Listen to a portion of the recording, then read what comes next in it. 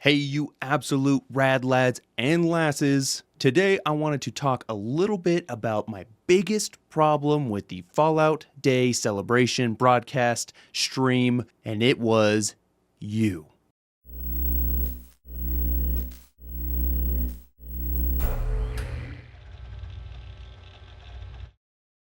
It's another hat day. I still haven't shaved my beard. I don't know what's going on anymore. And you know what? I was being a little bit dramatic. I more than likely don't have any problem with you. Yeah, you. I really didn't have a problem with the Fallout Day stream this year, which is a stark contrast to a certain subset of the Fallout fans, which, according to the stream chat, this was nearly the worst thing Bethesda's ever done. Okay, that might be an exaggeration on my part. That might be an exaggeration on their part. Who knows? Everything on the internet now is hyperbolized to the point where I can't tell what's satire and what's not anymore. But to say that there was a sizable portion of people that were let down, disappointed, or just didn't have a good time would be more accurate. It might even be an understatement. I have a few main reasons why, after the Fallout Day celebration stream from last year, I'm not that disappointed this year. So yeah, that first reason is simply because my expectations were in a certain spot after the experience of the Fallout Celebration Day from last year. So last year was the first big stream and celebration on the part of Bethesda on Fallout Day, aka the day of the Great War in Fallout lore, and because it was the first, we didn't know what to expect. There were plenty of theories going around about what they could reveal, what they would do, what kinds of things we would see, and it kind of ended up just being raw Fallout. Here's a bunch of stuff that you can buy. Here's some updates to the games, and here's some Fallout 76 stuff. Nothing really that special. Many people, myself included, felt kind of let down and disappointed after the very first Fallout Day celebration stream.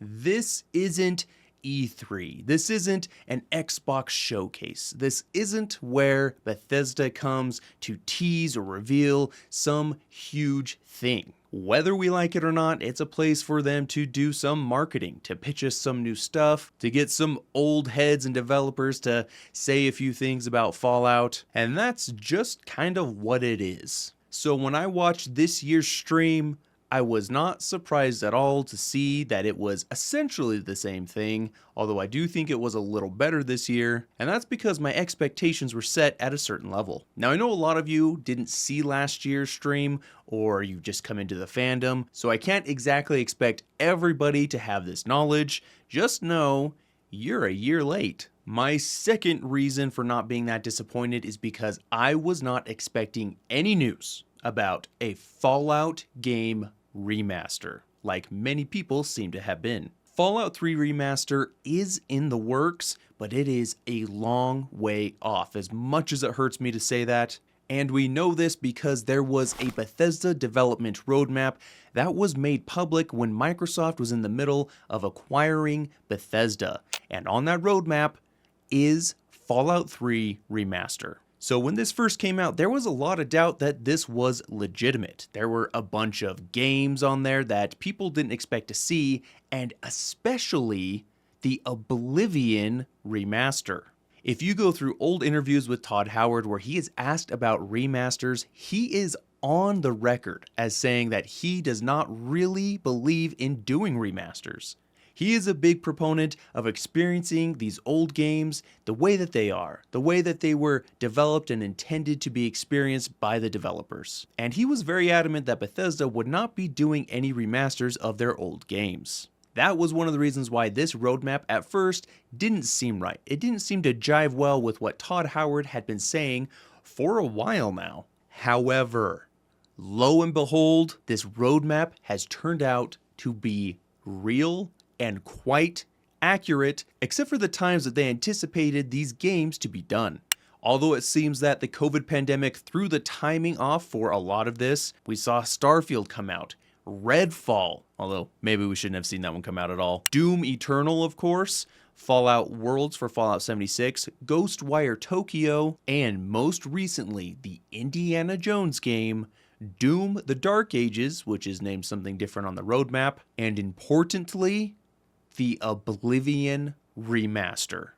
Remasters are back on the menu, boys. Todd, in that cool leather jacket, lied to our faces. Looking at this roadmap, the Fallout 3 remaster is slated to come after The Elder Scrolls 6, which is both good and bad because that means, well, it's coming, but the bad part is, who knows when we will see The Elder Scrolls 6. Bethesda is on this multi-decade development path now, which is kind of crazy. So we know it's planned. We know that although the timing is wrong, the relative timing of them all, so when they would come out sequentially, is quite accurate. And one other thing I wanted to point out, there is Dishonored 3 on this roadmap. Bethesda, please make this happen. Please, I beg you. After the disappointment of Redfall and the Arcane Austin studio being closed down because of the downfall of Redfall, the backlash, the fallout, I've just been really concerned that we won't see another Dishonored game, and that hurts me greatly. But this isn't a video about Dishonored. I'll do another video about Dishonored because I really like that series. The point is this. A Fallout 3 remaster will happen because Oblivion was remastered and this roadmap is correct except for the timing of it all. I wouldn't expect to see a Fallout 3 remaster until late 2026 and possibly early 2027. So this brings me to my next point, and that is that a Fallout New Vegas remaster was not even on my moonshot list of things that would be talked about during this event.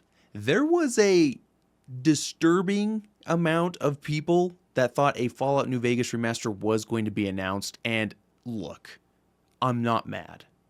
I'm just disappointed. The number of times a Fallout New Vegas remaster was mentioned in the comments far exceeded anything I would have expected, and if you are one of these people, I just want to know one thing. Where did these expectations come from? Have there been content creators somewhere that were building hype, talking about rumors and all of these different things that planted the seed? Or is this a case of online wishful thinking that went through this game of internet telephone that turned a wouldn't this be cool if into a real expectation that something would be announced on the Fallout Day stream? Seriously, I would like to know because the magnitude of people that were saying this really caught me off guard. A Fallout New Vegas remaster at this point in time doesn't even have the benefit of being on a leaked roadmap like we know with Fallout 3, and we don't even have the Fallout 3 remaster. We are years away from a Fallout 3 remaster. So that makes it all the more puzzling that something we have absolutely zero information about was such a big expectation. And this brings me to my final point, which is that the Fallout 3 and hoped for Fallout New Vegas remaster, I'm sure it will eventually happen, will very likely follow the same release pattern that the Oblivion remaster followed, and why we shouldn't expect any type of announcement during an event or stream. The Oblivion remaster was as close to a shadow drop as you could possibly be, being a company as large as Bethesda and being a project as highly regarded as Oblivion, or really the Oblivion remaster. In the months leading up to the actual release of Oblivion remaster, all we had were rumors. All we had were small leaks that this was indeed a thing and that it was going to happen fairly soon, but that's all it was. They were just rumors. And so it was hard to put any stock in these things, especially after what Todd Howard has said about doing remasters. It wasn't until the day that the Oblivion remaster released that they announced it beforehand. They were just like, oh yeah, here's a game that you've been hearing all these rumors about. It's actually coming out today. Now, do the upcoming remasters have to follow this exact release pattern? No, they really don't. They're not beholden to doing anything in a certain way just because they did it that way before. However, and this is a big however, Todd Howard is on record as saying that he prefers to have the tightest window possible between the announcement of a game and the release of a game And with the exception of the Elder Scrolls 6, seriously, you Elder Scrolls fans are just getting hosed. They have been pretty good about a lot of that, especially when compared to their peers in the gaming industry. The way this happened with the announcement happening the day of release is how Todd Howard wants to release his games. So because this is how Todd Howard wants it, and the success and pretty good reception of the Oblivion remaster, I think it's very likely that this is how we will see the next remasters being released. So really, this big grandiose announcement was just never in the cards. All that said, I thought a lot of the jokes were pretty funny. The fell off jokes, that's pretty creative. And although I'm not super stoked about everything that I saw, I wasn't expecting to be. If you thought the presentations were cringe or corny, that is totally okay because that's subjective. If you think the new Fallout 4 and New Vegas editions are overpriced, especially because you can get them for so cheap on Steam or GOG, I also think that's totally fair. That is a lot of money. If you're just upset that you're going to have your Fallout 4 mod list nuked again because of this new update, that is absolutely understandable as well. For me, I'm curious to see what Creation Club content will make it into Fallout 4. We were teased a few things that seem intriguing, and you know what? They even got me to re-download Fallout Shelter because it has been a long time since I played that game, and I'm kind of interested to see what it looks like now. I am also looking forward to the Burning Springs expansion in Fallout 76. I think there's a lot to look forward to, even if I have my reservations about some parts of it. And I made a video about that if you want to go look. And you know what? Maybe this is the age speaking, but if there ever came a day where I truly loathed Bethesda because of what they became or what they did to the Fallout franchise, I would spend my time looking for something else to fill that void. You know, after all this time, I've had to do this with a lot of things. Musicians and bands, film franchises, and even other game franchises that I used to love and still hold a special place in my heart. And I would hope that if you find yourself in this situation, that you would fill your time doing something fulfilling, even if it means you do have to leave something you used to love behind. Alright, that got weird there at the end. They don't call me Rad Dad for nothing. Some of you have probably noticed, but I have a Mandalorian helmet back there. Not just I guess, the Mandalorian helmet. And you know what? It's not because I'm a huge Star Wars fan. I am actually kind of a Star Wars casual, actually. It's back there for a couple of reasons. One, my cool nephew is letting my son use that in his Mandalorian costume for Halloween, and it's kind of expensive, so I'm holding on to it so he doesn't break it. And two, I was recently able to show my son all of the Star Wars movies and the really good TV shows for the very first time, which it's been really fun. I always think it's really fun to introduce someone to something cool, new, exciting, and spectacular for the very first time. And this is a big reason why I try to get people to play Fallout. Because there's a certain feeling you had when you played the Fallout games for the very first time, when it first sucked you in, and that's lightning in a bottle. As hard as it is to admit, you're never going to get that back. But by introducing new people to it for the first time, you're able to get little glimpses of what that was like, living it through them. So if you haven't played Fallout, what are you doing with your life? Go play it. Anyway, dogpile on me in the comments, call me a shill, call me a boomer, call me a filthy Star Wars casual. Just know if you do, I won't be putting in the good word with Adam on your behalf. Rad out.